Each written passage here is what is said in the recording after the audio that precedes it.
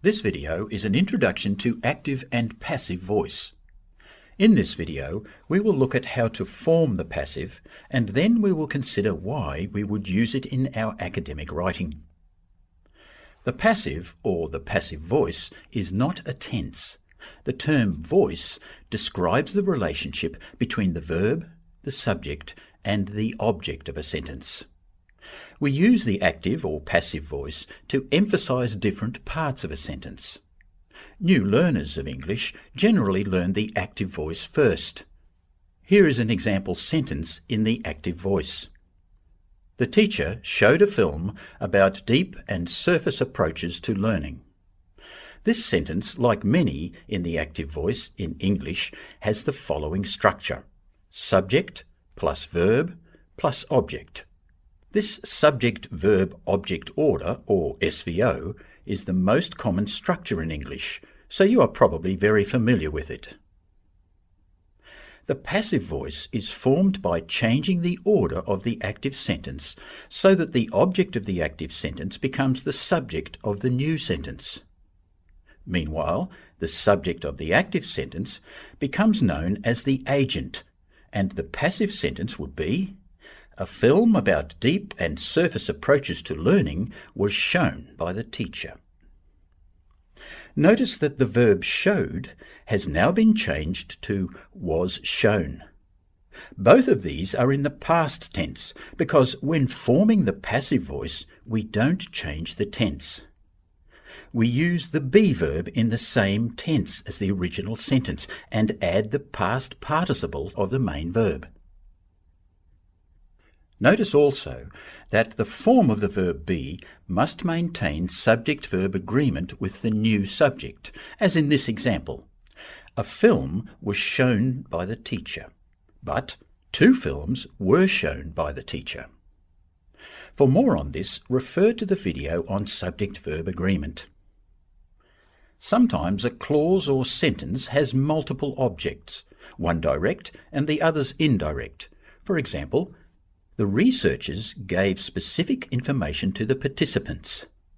In this sentence, specific information is the direct object of the verb gave, and the participants are the indirect object.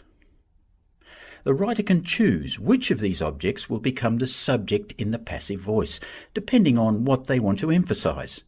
For example, specific information was given to the participants, or the participants were given specific information. Did you notice how the form of the verb be changed in each sentence to agree with the subject?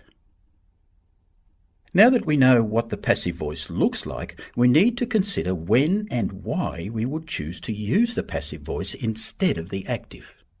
First, it is better to use the passive voice when we want readers to focus on the result of an action, rather than the person or thing that is doing it.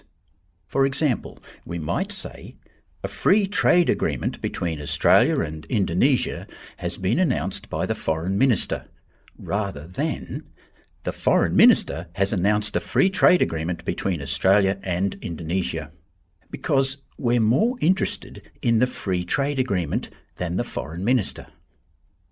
We would also use the passive voice if the agent of the sentence is obvious or not relevant or repetitive within the text.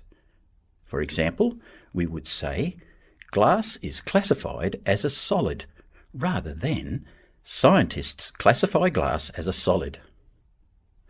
Lastly, the passive voice is preferred if we want to avoid naming the agent of the action. For example, we would say, women, because of their biological function as childbearers, were traditionally confined to the home, rather than, men traditionally confined women to the home because of the female's biological function as childbearers. The passive voice is quite common in academic writing, especially when writing about experiments and processes where the agent is usually not stated. For example, we might say, the mixture is heated to 300 degrees. Of course, the writer always needs to use the correct tense within the passive sentence, as within active sentences. Can you name the tenses in the examples on the screen? You can pause the video if you need more time. Here is an example of another process, this time related to law. The man was arrested. Then he was detained in a cell for 3 hours before being released. Notice the different tenses being used in the passive form. In academic writing, the passive is also frequently used to introduce ideas using the word it. For example, it is often suggested that, it is argued that, it has been argued that, it has been said that. You will probably hear different opinions about the use of the active and passive voice in academic contexts. Preferences and trends can vary from discipline to discipline, and often from person to person. Certain types of text use the passive more often than others. Pay attention to whether it is common in the textbooks, journal articles, and other academic sources written by expert writers in your discipline.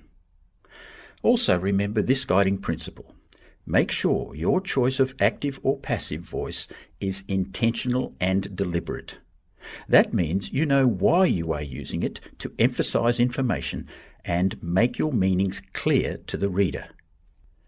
In this video, we have looked at how to form the passive voice and why we might use it instead of the active voice. Now try the exercises below to practice what you've learned.